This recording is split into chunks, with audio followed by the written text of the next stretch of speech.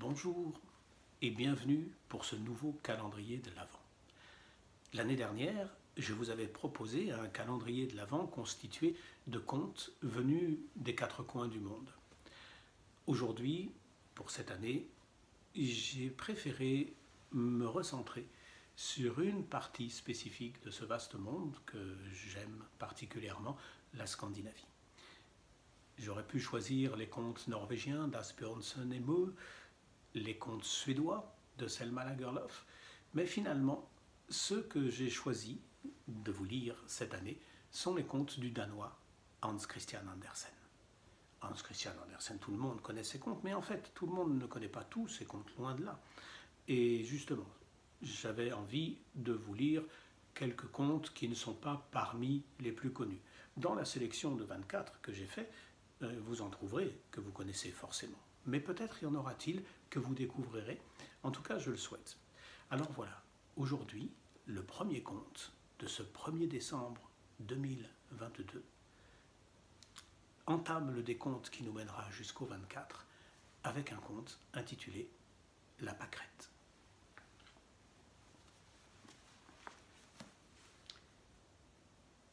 Écoute un peu. À la campagne, tout près de la route, il y avait une petite maison. Tu l'as certainement déjà vue toi aussi. Et devant, il y a un petit jardin avec des fleurs et une barrière peinte.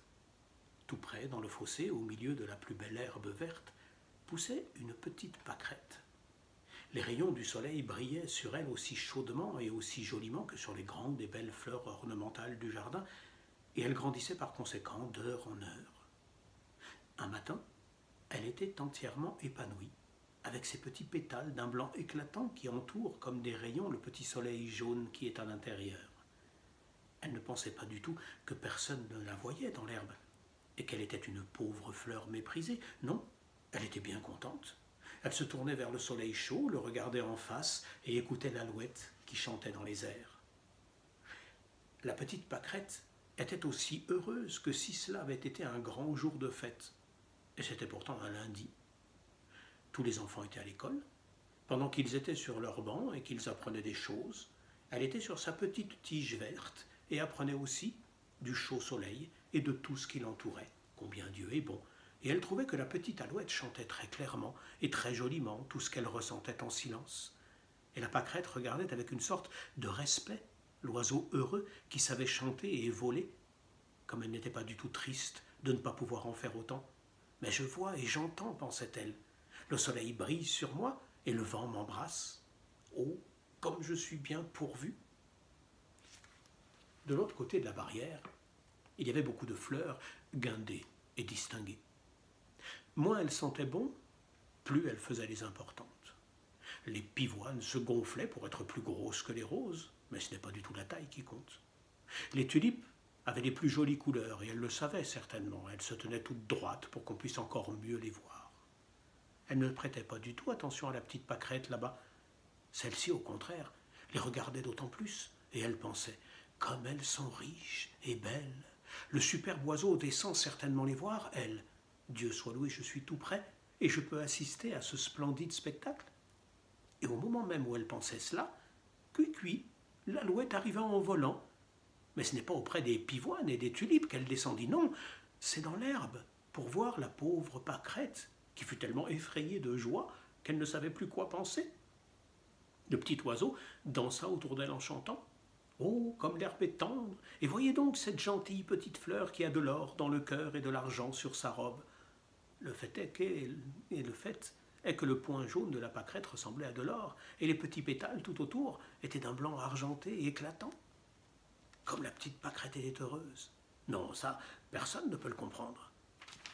L'oiseau lui donna un baiser avec son bec, chanta pour elle et s'envola ensuite dans le ciel d'azur. La fleur mit certainement un bon quart d'heure avant de reprendre ses esprits. Un peu intimidée, mais tout à fait ravie, elle dirigea son regard vers les fleurs du jardin, car celle-ci avait vu l'honneur et le bonheur parfait qui lui avaient été accordés. Elle comprenait certainement quelle joie c'était.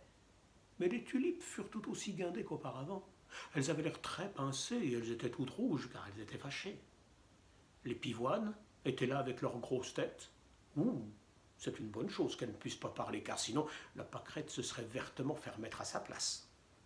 La petite fleur voyait bien qu'elle n'était pas de bonne humeur, et ça lui faisait beaucoup de peine.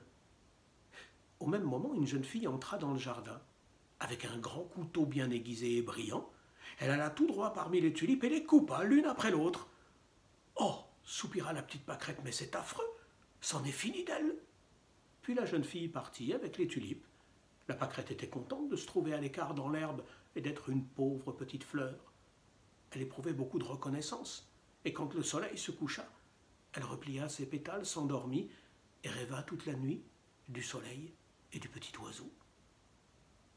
Le lendemain matin, quand la fleur heureuse tendit à nouveau tous ses pétales blancs comme de petits bras vers l'air et la lumière, elle reconnut la voix de l'oiseau.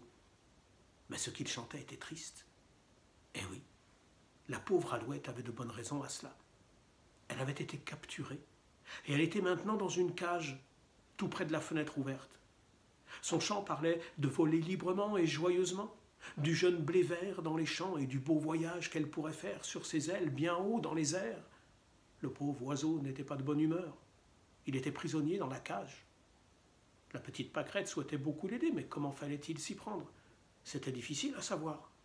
Elle oublia complètement combien tout ce qui l'entourait était beau, combien le soleil brillait chaudement et combien ses pétales blancs étaient beaux. Hélas, elle ne pouvait plus penser à rien d'autre qu'à l'oiseau prisonnier pour lequel elle était incapable de faire quoi que ce soit. Au même moment, deux petits garçons sortirent du jardin. L'un d'eux tenait un couteau à la main, grand et aiguisé comme celui dont la jeune fille s'était servie pour couper les tulipes. Elles se dirigèrent tous trois vers la petite pâquerette, qui ne pouvait pas du tout comprendre ce qu'ils voulaient. « Ici, nous pouvons couper une belle motte d'herbe pour l'alouette, » dit l'un des garçons, en se mettant à couper profondément en forme de carré tout autour de la pâquerette, si bien que celle-ci se retrouva au milieu de la motte. « Arrache cette fleur, » dit l'autre garçon, et la pâquerette trembla fortement de peur, car se faire arracher, c'était bien sûr la même chose que de perdre la vie, et elle voulait surtout rester en vie, maintenant qu'elle allait rejoindre l'alouette prisonnière dans la cage. « Non, laisse-la à sa place, » dit l'autre garçon, « c'est une belle décoration. » Et elle resta plantée et rejoignit l'alouette dans la cage. Mais le pauvre oiseau se plaignait à haute voix d'avoir perdu sa liberté, et il battait des ailes contre les tiges de fer de la cage. La petite pâquerette ne pouvait pas parler, ne pouvait pas dire une parole de consolation, bien qu'elle ait ardemment souhaité pouvoir le faire. Toute la matinée passa ainsi. « Il n'y a pas d'eau ici, » dit l'alouette prisonnière. « Ils sont tous dehors et ils ont oublié de me donner une goutte d'eau à boire. Mon cou est sec et brûlant. Il y a du feu et de la glace en moi, et l'air est si lourd.